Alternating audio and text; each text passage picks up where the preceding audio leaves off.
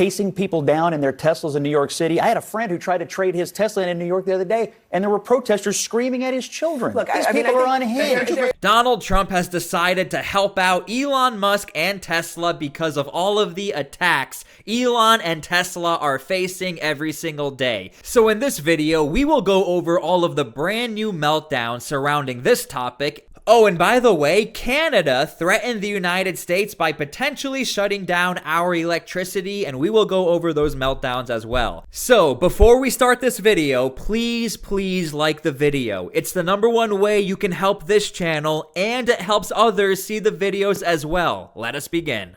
Some say they should be labeled domestic terror. I will do that. I'll do it. I'm going to stop them.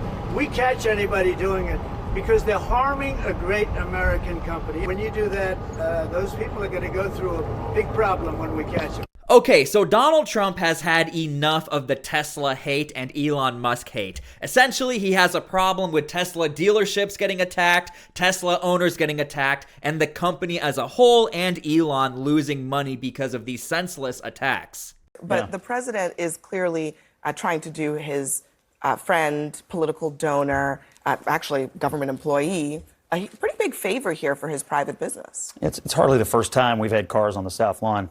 Man, here's a video of Joe Biden driving a Jeep Rubicon around the South Lawn. I mean, it's pretty common. And President Trump did it before in his first term as well. It's pretty common for the President of the United States to boost American industries, Look, this is true. Joe Biden did his own photo op with Jeep to promote an American company at the White House. But then when you look at the headlines surrounding this event, the Washington Post, a new role for the South Lawn of Trump's White House, Tesla car lot. And then you go to MSNBC, Trump turns White House into Tesla showroom. You can leave your comments and opinions down below how you feel about all of this. He obviously has a close relationship with Elon, who, by the way, is, I think, unfairly under attack, and this company is unfairly under attack. You have these insane people all over the country chasing people down in their Teslas in New York City. I had a friend who tried to trade his Tesla in New York the other day, and there were protesters screaming at his children. Look, these people are unhinged, there is some insanity and they deserve support from the but government. let's be clear. Now look, the simple fact is that Tesla is losing a ton of money. Every single day Elon volunteers his time for the United States,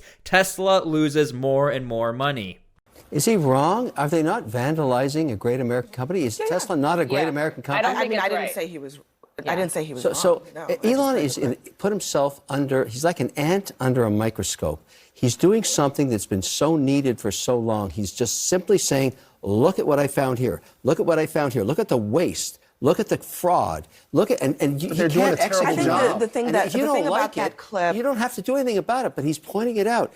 Now, just a quick reminder, the majority of Americans do support DOGE and Elon Musk. However, CNN very recently just got called out for hating every single thing Elon Musk has done. Why don't you embrace that? Why don't you all at CNN want? Why don't you all at CNN want to? I'm trying to do a little math with stuff? you. I'm trying to do some math with you, talking about math. You all do not support one cut. CNN, you all do not support one dadgum cut in any of this stuff. You're trying to use the lowest denominator. You're trying to scare the most people to drive the train against Trump, and it's not working. The American people are not buying it.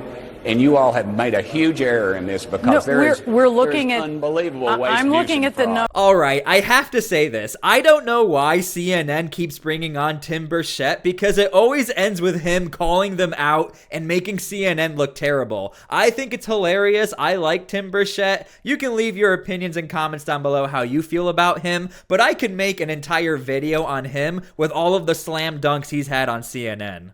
That's just math, Congressman. And we're going to continue to keep looking at the math. Are you saying there's not? Are you saying there's not? Well, look at the math. Are you saying there's not billions of dollars of waste, abuse, and fraud in federal government? Are you trying to say that? Because everybody out there knows I don't it. need to tell you that. There's CBO estimates. And that's what we're trying to discuss is the actual number. We're trying to have, at least I'm trying to have an honest conversation with you about the numbers and CBO estimates and the numbers that experts on this topic expect there to be. Congressman Tim Burchett, thanks for joining us. Unnamed experts. Thank y'all so much for having me. Now look, I know we went from Tesla all the way to Doge, but I'm trying to show you guys the correlation. This is the long game. The more and more Elon is involved with government, the more and more Elon has lost a lot of money, and this could potentially be the way you could split up Elon Musk and Donald Trump and disrupt Doge operations. My name's Frankie, and I'm getting arrested today protesting Elon Musk. He bought his way into office. He bought his way into heading a government agency. He bought his power at the expense of the American people, at the expense of our environment, at the expense of our world, and all of the people in it. What the? So since he started really working at DOGE, working hard at DOGE back in December, Tesla has lost $800 billion in market cap, half of their value. Their stock has gone down 50% since then. And it's gone down because of falling sales, like the political controversies. Alright, so you can leave your comments and opinions down below how you feel about this, but now we have quite the contradiction in narrative. Because on MSNBC, they are reporting that Elon Musk has lost all of this money, so can we really trust him? Is he really good at his job? Meanwhile, you have protesters going after Elon and Tesla that he's trying to do what he's doing by working with Doge and the government to make all of this money. So maybe you can make it make sense down in the comments, because I don't know where to go from here. We have two different storylines and two different narratives. MAGA voters are not buying Teslas.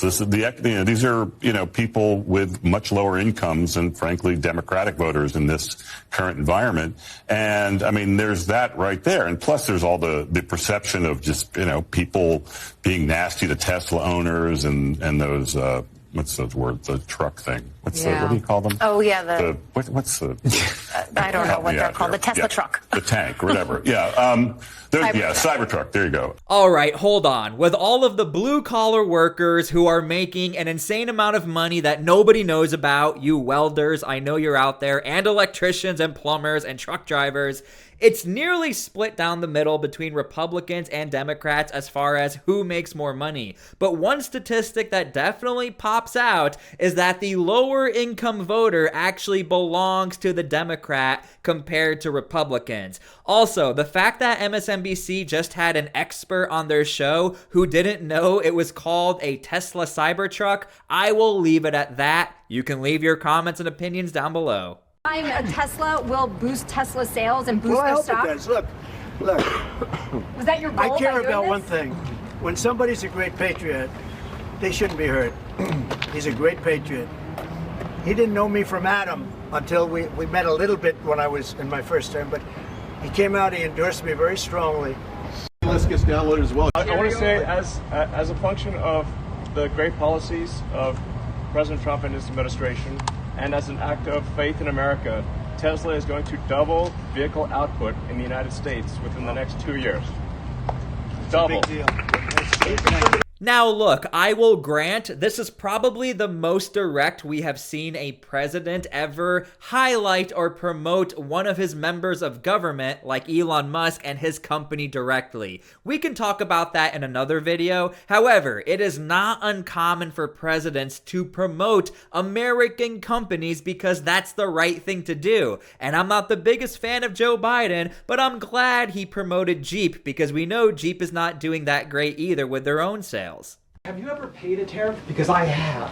They don't get charged on foreign companies. They get charged on the importers. And ultimately, when we have fair and balanced trade, which the American people have not seen in decades, as I said at the beginning, revenues will stay here, wages will go up, and our country will be made wealthy again. And I think it's insulting that you are trying to test my knowledge of economics and the decisions that this president has made. I'm now regret giving a question to the Associated Press. Alright, let's talk about the American-Canadian tariffs trade war, because things actually got way more serious than people could ever expect. Canada was willing to threaten American lives by shutting down the power, and Donald Trump had his own response as well. Let's get through this. I'm going after absolutely everything. We keep the lights on the 1.5 million homes and manufacturing in New York, in Michigan, and in Minnesota. If he wants to destroy our economy and our families, I will shut down the electricity going down to the U.S. And I'm telling you, we will do it. I'm going after absolutely everything. Now, that was a very serious threat from Canada. I used to cover geopolitics and modern military conflicts on this YouTube channel, and there have been battles and conflicts started over way less of a threat than what Canada threw at the United States. We need to have a government that remains solid. Team Canada can say to Donald Trump, go pound sand or go suck eggs. Although, as I said, I now realize there's a tariff on sand, and they may not be able to afford eggs. Reminds me of his attitude towards women. He's a serial misogynist, sexual abuser, racist. He's in the White House. What does he want to do? Take Greenland out to buy expensive furniture? Take Greenland into the dressing room? I'm sorry, every time I hear Trump saying he's going to get something one way or another of another sovereign nation, in my head I'm hearing, yeah, I just grab him by the... I wouldn't put it past Trump at all. I mean, we've seen Musk interfere in the German elections to support neo-Nazis. Okay. What's to say that Trump and Musk's ideas, well, let's just get some rage farming going and see if we can get a segment of Canadian society that likes the idea of a 51st state. All right, here's the response from Donald Trump, and he was not messing around. Why would our country allow another country to supply us with electricity, even for a small area? Who made these decisions and why? And can you imagine Canada stooping so low as to use electricity that so affects the life of innocent people as a bargaining chip and threat? They will pay a financial price for this so big that it will be read about in history books for many years to come. And by the way, just a quick side note, I have actually lost power and electricity because of issues that happened all the way in Canada. I felt a little hopeless and like I couldn't do anything about it. Obviously, Vaughn just noted it, and we've been reporting in the last several minutes here that you announced that you're lifting that 25% surcharge on electricity exports after talking with the Commerce Secretary, Howard Lutnick. And I know Americans love Canadians. We have to stop the bleeding. Secretary Lutnick reached out to me, put an olive branch out to sit down and have a discussion to move the USMCA deal forward and not wait till April the 2nd. We have to make sure we protect both countries. All right, so the good news is it looks like Canada is backing off from their electrical threat to the United States, and Donald Trump is also backing off on some of the tariffs. One thing I will note, though, is that Canada is not conceding that they changed their minds because of Donald Trump, and Donald Trump is not conceding that he changed his mind because of Canada. Kevin, Trump's got your people very mad up there in Canada.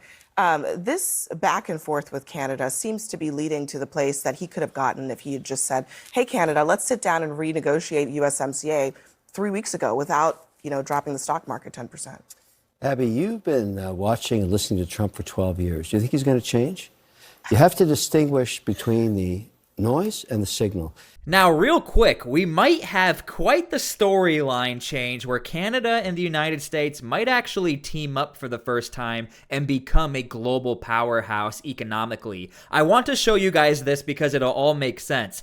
Canada has a lot of resources and the United States has a lot of consumers. Remember that because Kevin O'Leary really brings it all together, how we all need to calm down and we could actually become quite the powerhouse.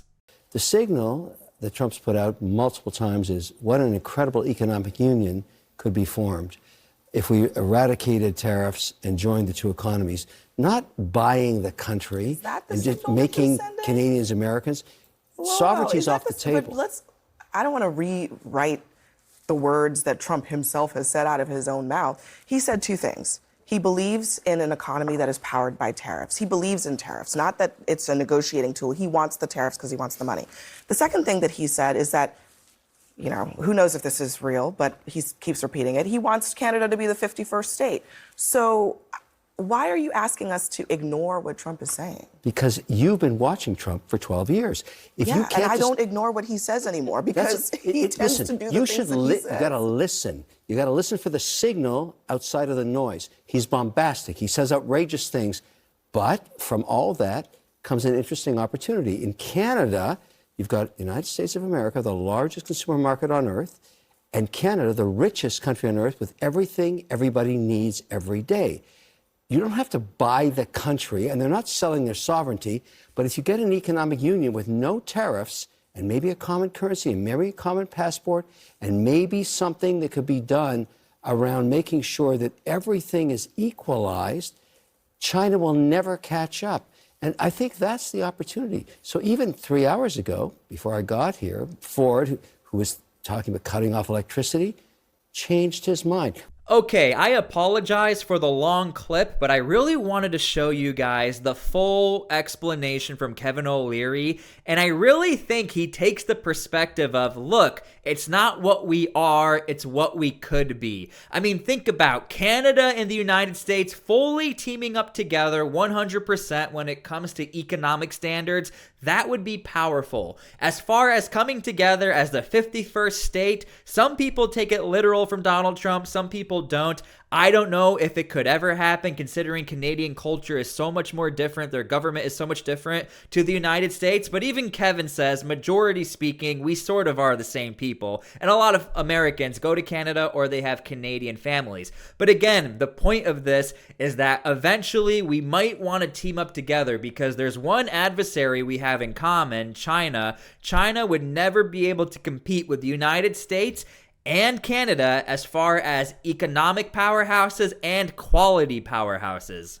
Definitely do share the concerns of the American people when it comes to the price of eggs. However, good news, the average cost of a dozen eggs is actually down since Secretary Rollins and President Trump announced their plan. It's down $1.85. So that's good news on the cost of eggs. And as we know, under the Biden administration, egg prices went up 22%. This is another example of an economic mess that President Trump inherited, and the Secretary of Agriculture and the President are focused on fixing it. Secretary Rollins put out a 4-point plan rather, to address this crisis. And she has been honest and realistic with the American people, as this administration always is. It will take about 3 to 6 months to get the egg supply back to where it should be. But she's focused, and this administration is focused on doing that every day. Definitely do share. Alright, if you are still watching this video, I figured we ended on a happy note where Democrats and Republicans can all come together. The prices of eggs are going down, so that's a good thing. Anyway, thank you so much for all of your support. I could not do this without you guys. Thank you for everything. God bless. We have a lot of work to do, and we're not going to quit. I'll see you guys later.